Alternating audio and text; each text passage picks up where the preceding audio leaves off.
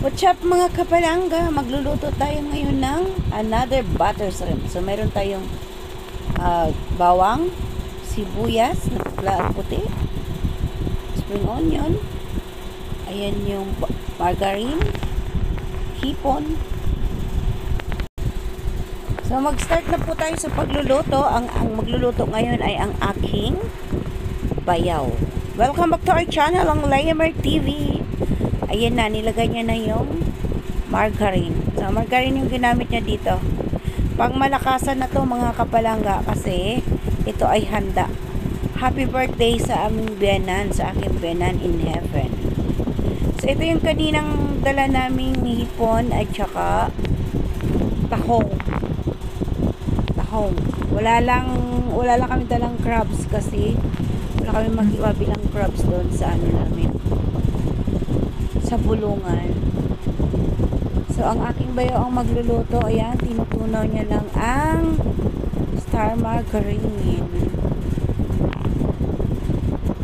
So, mga kapalangga, napansin nyo ang aking hubby at saka ang aking bayaw na yan.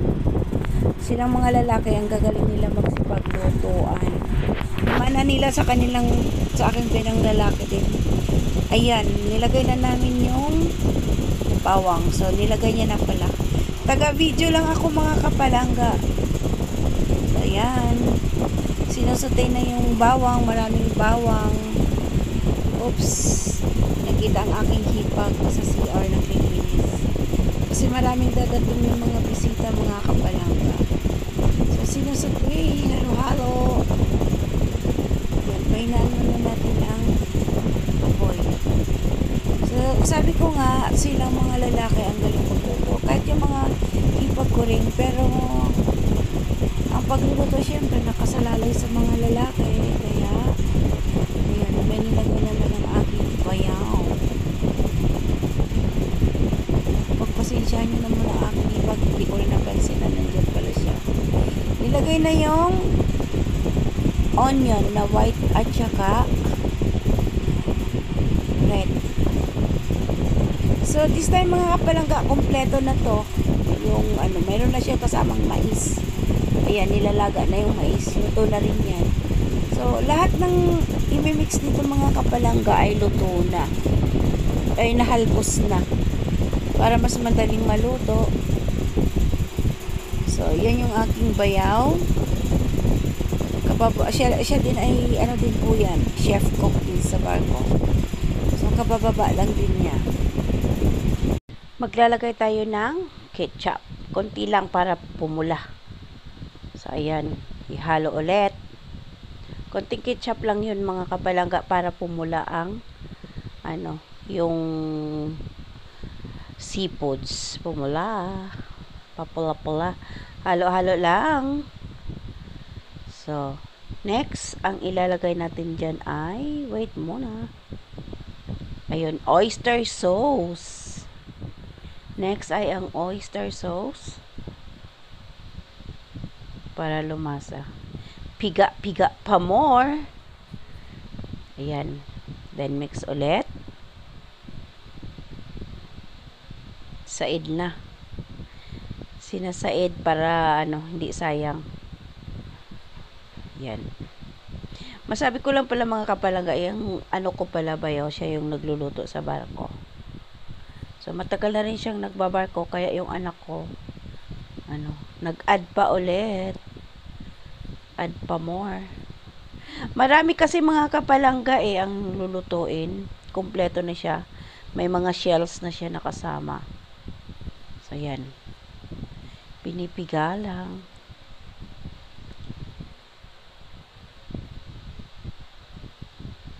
Okay, halo ulit.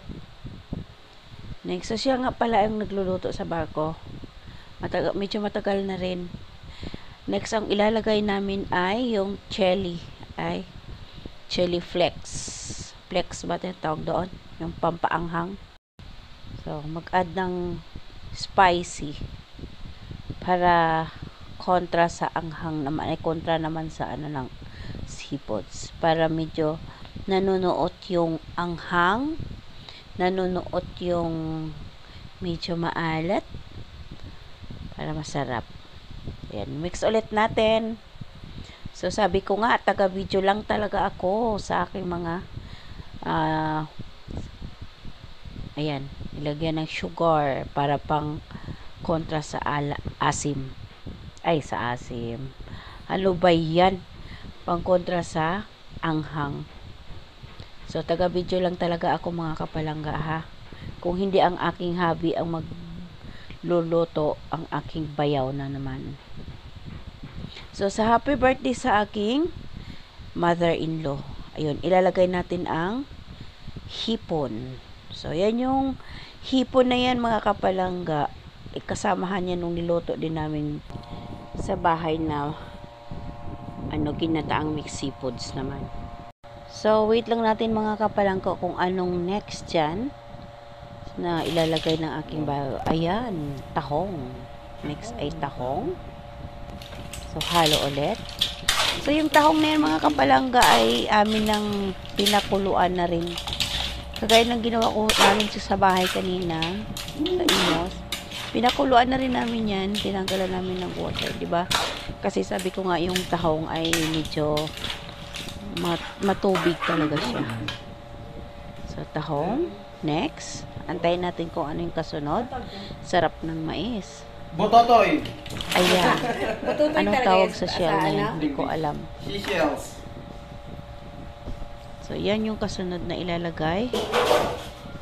Pinakuluan na rin yun siya. Wow. So, medyo madami, maliit lang yung kawali, mga kapalangga. Seafood Mayroon pa delight. yan mamaya na We call ano, this seafood yung delight. crabs. Dito na, ayan. Seafood delight ang So, lahat yan ay Seafood delight. na-steam na. Na-steam na lahat. So, ang sarap. Halo, dahan-dahan lang. Wow. So, ito mga kapalangga, wala lang kami, hindi na namin to lalagyan ng gata. So, adjust lang kasi medyo nakita yung kilikix. Ayan. Sarap niyan. So, medyo puno. Yung mga iba niyan, yung mga kapalangga, hindi na sinama. Kasi sobra talagang punong-puno. Dami kasi. So, ayun. So much plenty of seafood Halo-halo here. lang. Uy, sayang. Sayang. Wala nakakita. Hindi ko.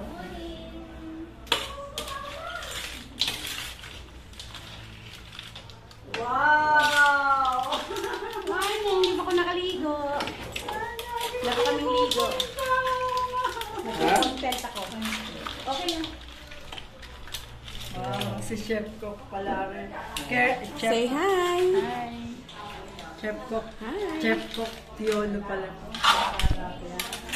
Seafood's delight nga daw ilalagay ko. Seafood delight. By Chef Alvin.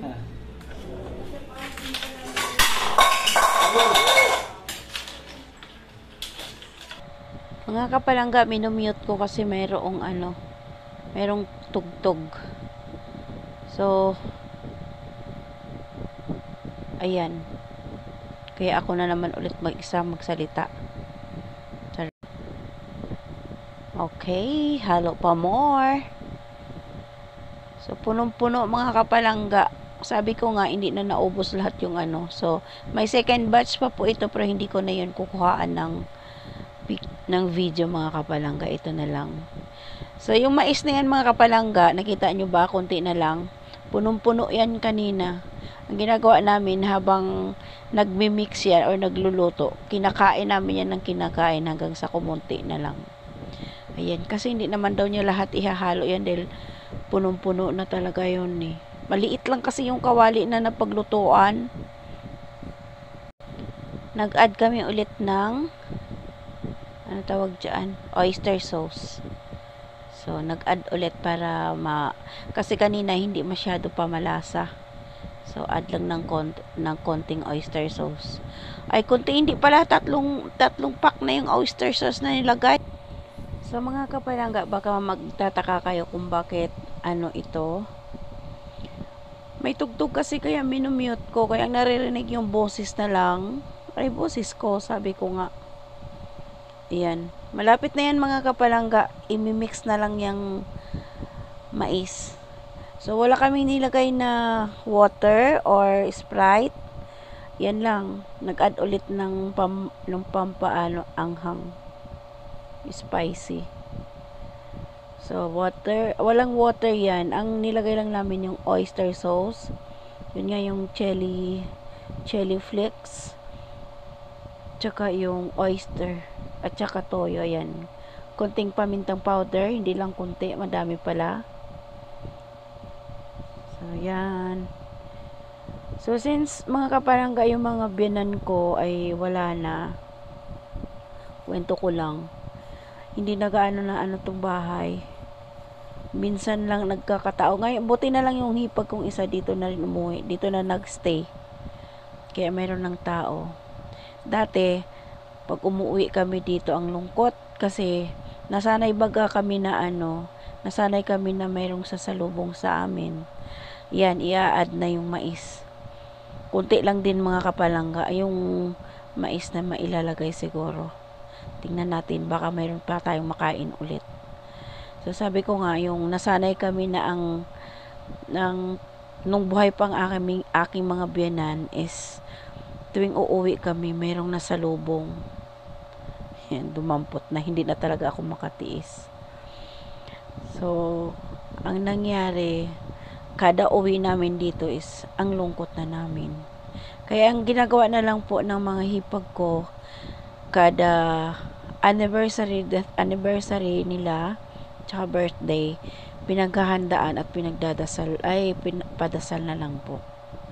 So, yun po ang aming routine. Ayun, nasayang, hulog ulit. Okay. Ha! Sorry. Hinugasan naman yun agad. Mga kapalangga, pasensya na. Hinugasan naman yun. May tubig yan sa katabi, kaya ang ginagawa, hinuhugasan na lang niya. So, kwento ko nga, yun na nga lang ang ginagawa nila. Pagka, death anniversary, padasal, handaan, pag birthday, may padasal ulit, at saka, pa-birthday din sa kanila kasi, almost 3